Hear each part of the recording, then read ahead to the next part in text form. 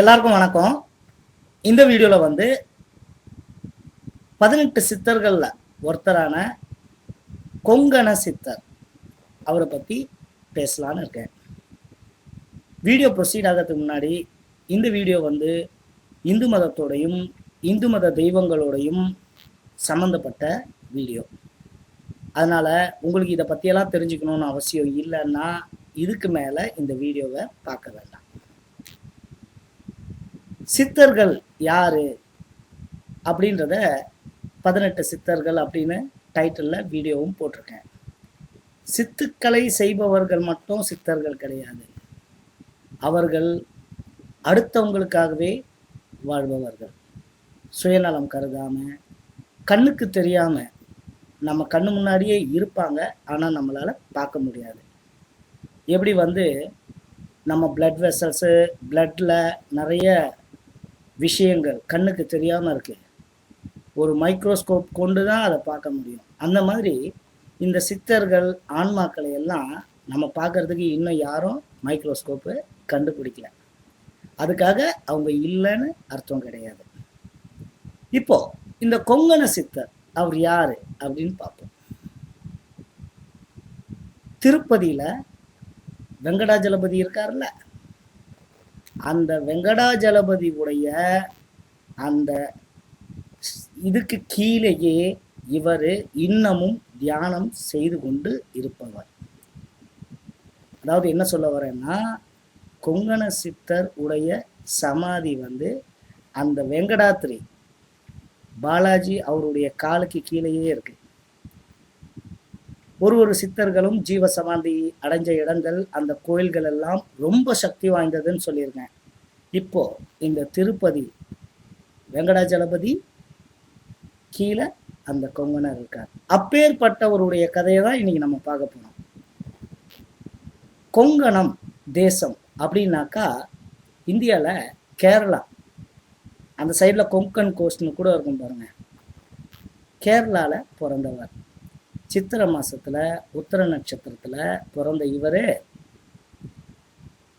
போகர் அவரை பார்க்கணுன்னு ரொம்ப ஆசை.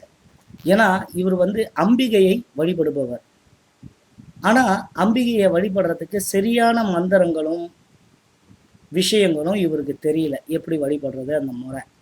அதனால தனக்கு ஒரு குரு வேணும்னு போகரை பார்க்க ரொம்ப நாளா ஆசைப்பட்டுக்கிட்டு இருந்தார். அப்போ திருவாவடுதுறை அப்படின்ற ஊர்ல போகர் இருக்காருன்னு தெரிஞ்சு அவரை போய் பார்க்க போனார். அங்க போகும்போது இவர் தன்னைத்தானே இன்ட்ரடியூஸ் எப்படி பண்ணிக்கிறாருன்னா, இந்த மாதிரி நான் கொங்கண தேசத்துல இருந்து வந்திருக்கேன் அப்படின்னு சொல்லும்போது போகர் அப்பதான் இந்த பேர் வைக்கிறார், கொங்கணர்னு.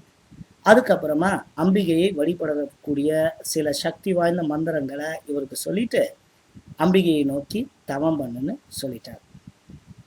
இவரும் அந்த மந்திரங்களை எல்லாம் சொல்லி தவம் செய்து கொண்டு இருக்கும்போது பல தேவதைகள் வந்து இவருக்கு பல சித்திகளை சொல்லி கொடுத்துருக்கு. நிறைய விஷயங்கள் சொல்லி கொடுத்துருக்கு. அதாவது ஒரு உலகத்துல இருந்து இன்னொரு உலகத்துக்கு போறது, இந்த மாதிரி விஷயங்கள் எல்லாம் சொல்லி கொடுத்தது. ஆனா ஒரு விஷயம் சொல்லி தரல, எப்படி வந்து இரும்ப தங்கமா மாத்துறது அப்படி. அப்போ இவருடைய இதுல வந்து தியானத்துல ஒரு சமாதி தெரியுது. அந்த சமாதி கிட்ட போறாரு, அந்த இடத்த கண்டுபிடிச்சு போறாரு. அதுக்குள்ள இருந்து இன்னொரு ஒரு சித்தர் வர்றார், கௌதமர் வெளியில வந்து சொன்னாரு, கொங்கணா உனக்கு வந்து உன்னுடைய குரு வந்து தவம் செய் அப்படின்னு சொல்லியிருக்காரு. நீ ஏன் தவத்துல இருந்து டிஸ்டர்ப் ஆன? காரணம் என்னன்னா, உனக்கு தங்கத்தின் மேல இருக்கிற ஆசை. அந்த ஆசைகள் இருக்கிற வரைக்கும் உன்னால எதுவும் அச்சீவ் பண்ண முடியாது. தவத்தை செஞ்சாதான் சிவத்தை அடைய முடியும். நீ போய் தவத்தை கண்டினியூ பண்ணுன்னு சொல்லுவார். சரின்னு இவர் திரும்பி வந்து தவம் பண்ணலான்னு பார்ப்பார். ஆனா இவருக்கு என்ன ஆகும்னா, இந்த மற்ற குட்டி அதிதேவதைகள் வந்து சொல்லி கொடுத்த சக்திகளை எல்லாம் யூஸ் பண்ணி பல உலகங்களுக்கும் போகணும்னு ஆசை வந்துருச்சு. அதனால பல உலகத்துக்கு போறாரு, பல சித்தர்களை பார்க்குறாரு, அவங்க கிட்ட இருந்து நிறைய விஷயங்களை கத்துக்கிறாரு. இப்படியெல்லாம் கற்றுக்க என்ன ஆயிடுச்சுன்னா, இவருக்கு தலகணம் வந்துருச்சு. தலகணம் வந்தவுடனே தவம் செய்கிறதையே விட்டுட்டு ஊருக்கும் போய் மற்ற சித்தர்கள் கிட்டெல்லாம் தன்னுடைய மாயாஜால வித்தைகளை காட்டுறதுலயே பொழுத கழிச்சிட்டு இருந்தார். அப்போ ஒரு நாள் இதுக்கு வரார், திருமழிசை அப்படின்ற ஊருக்கு திருமழிசை ஆழ்வாரை பார்க்க வரார். அவர்கிட்ட தன்னுடைய சக்திகளை காட்டணும்ட்டு இவர் என்னென்னவோ பண்ணி என்னென்னவோ பண்றாரு, மாயாஜால வித்தையெல்லாம் காட்டிட்டு இருக்காரு. அந்த திருமழிசை ஆழ்வார் என்ன பண்ணாருன்னா, தன் உடம்புல இருந்து அழுக்குகளை எல்லாம் சேர்த்து உருண்டை பண்ணி கீழே போடுவாரு, அது தங்கமா மாறும். அப்பதான் இவருக்கு தலகணமே கொஞ்சம் கொஞ்சமா குறையுது. அடடா, இவ்வளவு சக்திகள் படைச்ச இவரு அடக்கமா இருக்காரு, அமைதியா இருக்காரு, நம்ம இப்படி திசை தெரியாம ஆணவத்தினால அழிஞ்சிட்டோமே அப்படின்னு சொல்லிட்டு திரும்ப தவம் பண்ணலான்னு போற வழியில அங்க ஒரு காடு, அங்க உட்காந்து தவம் பண்றாரு. அந்த மரத்துக்கு இவர் உட்காந்து தவம் பண்ற மரத்துக்கு மேல ஒரு கொக்கு உட்காந்துருக்கு. அந்த கொக்கு என்ன பண்ணிடுச்சுன்னா அதனுடைய எச்சத்தை இவர் உடம்புல போட்டுருச்சு. உடனே தவம் கலைஞ்ச உடனே கோபமா அந்த கொக்கை இப்படி முறைக்கிறார்.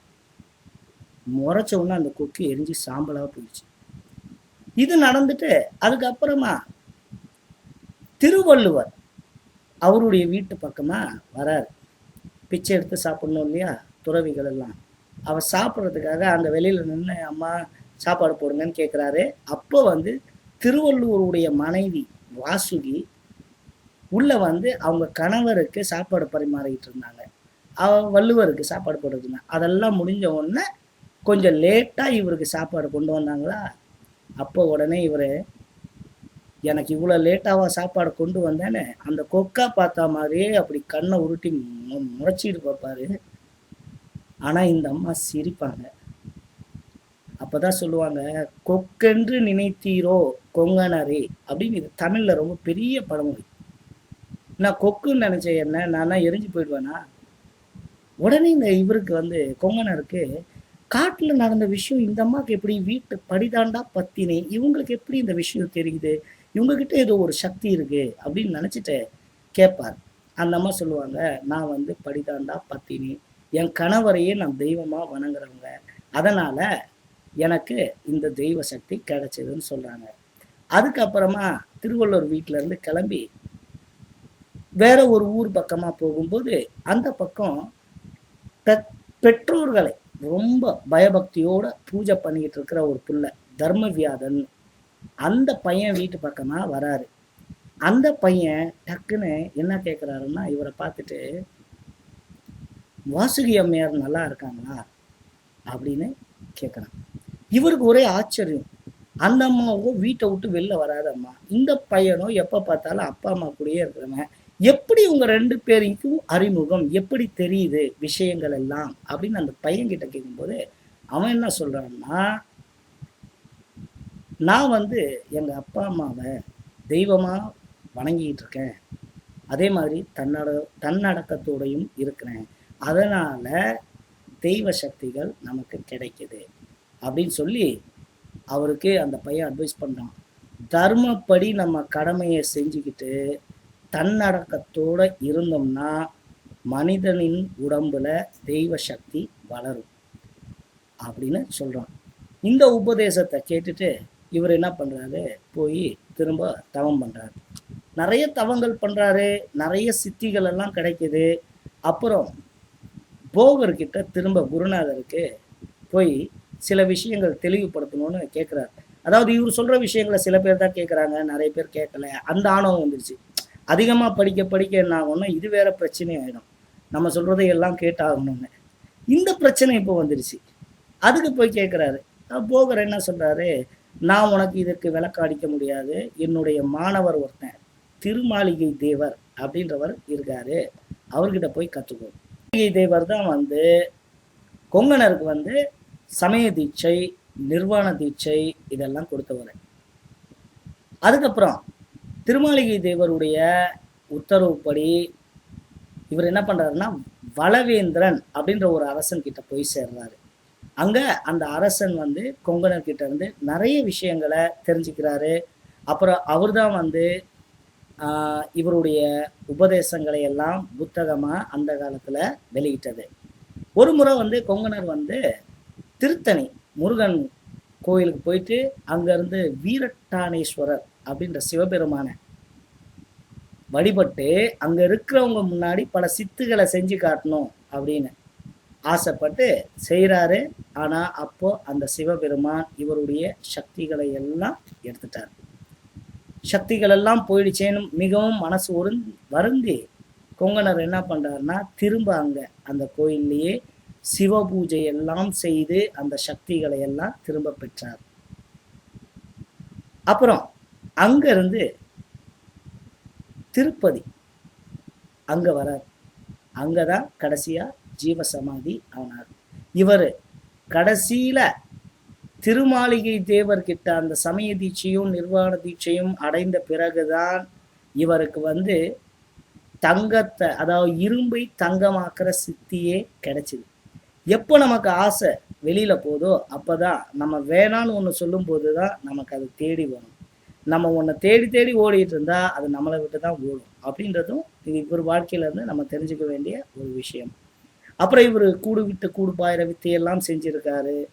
அதுக்கு உதாரணமா ஒரு முறை அன்னைக்கு தான் திருமணமான ஒரு தம்பதி, அந்த தம்பதி உடைய கணவன், அந்த பையன் பாம்பு கடிச்சு இறந்துடலாம். அவனுடைய டெட் பாடியை வச்சுக்கிட்டு எல்லாரும் அழுதுகிட்டு இருக்கும்போது இவர் மனசு இறங்கி தன்னுடைய உடம்ப ஒரு மரத்துக்கு பொந்துல புதைச்சிட்டு வச்சுட்டு அங்கேருந்து கூடு விட்டு கூடு பாஞ்சி அந்த பையனுடைய உடம்புல போய் திரும்ப எந்திரிப்பார். அப்போ அவர்களோடு சேர்ந்து சுற்றி உடம்ப காயக்கல்ப முறையில் எப்படி பக்குவப்படுத்துறது அப்படின்றத கற்றுக்கிட்டார். இவர் கடைசியா திருப்பதியில சமாதி அடைந்தவர். ஏற்கனவே சொன்ன மாதிரி எங்கெல்லாம் மகான்கள் சித்தர்களுடைய சமாதி இருக்கின்றதோ அந்த இடங்கள்லாம் சக்தி வாய்ந்த இடங்களா இருக்கும். இப்போ கண்கூடான உதாரணமே திருப்பதி. ஸோ மெசேஜ் என்னன்னா, சித்தர்கள் மற்றவங்களுக்காக வாழ்றவங்க. அவங்க சித்திகளை பார்த்து மயங்கி போறது கிடையாது. எப்போ ஒருத்தன் வேணான்னு சொல்றானோ அப்போதான் அவனுக்கு சக்திகள் கிடைக்கும். அதனால நம்ம எது வருதோ அதை வேணான்னு சொல்ல வேணாம், எது வரலையோ அதுக்காக ஏங்கி தவிக்கவும் வேணாம். இறைவனுக்கு தெரியும் நமக்கு என்ன கொடுக்கணும், எப்படி கொடுக்கணும், எப்போ கொடுக்கணும், எவ்வளவு கொடுக்கணும். அந்த இறை நம்பிக்கையோட வாழ்வோம். அதே மாதிரி தர்மப்படி கடமையை செஞ்சு தன்னடக்கத்தோட இருந்தாக்கா மனிதனுக்குள்ளேயே அந்த தெய்வ சக்தி உருவாகும். இதுதான் இந்த வீடியோவில் சொல்ல வந்தேன். நன்றி, வணக்கம். Please do take care.